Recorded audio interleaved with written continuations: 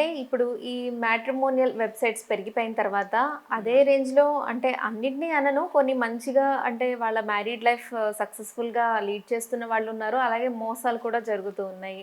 అయితే మనం ఇప్పుడు రీసెంట్‌గా చూసుకుంటే ఒకతను 50 పెళ్ళిళ్ళు చేసుకున్నాడు అని చెప్పి. అంటే అతని గెటప్స్, లుక్స్ అంతా మార్చేసేసి బియర్డ్, విగ్ అన్నీ మార్చేసుకొని.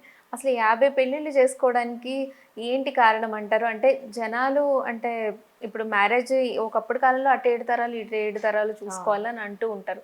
ఇప్పుడసలు అతనికి 50 పెళ్ళిళ్ళయినియి అని కూడా తెలుసుకోకుండా ఇప్పటి వరకు సంబంధాలు ఇస్తూ వస్తున్నారా? అసలు దీని వెనకాల ఈ జరిగిన కథ ఏంటంటారు? ఇప్పుడు అతను ఫస్ట్ ఒక మ్యారేజ్ అయింది, ఇద్దరు పిల్లలు కూడా ఉన్నారని తెలిసింది. అయితే అతనికి లగ్జూరియస్ లైఫ్కి అలవాటు పడ్డ వ్యక్తి. ఓకే. ఇంకొకటి ఏంటంటే పెద్దగా కష్టపడకుండా మనీ వచ్చేయాలి. హ్మ్.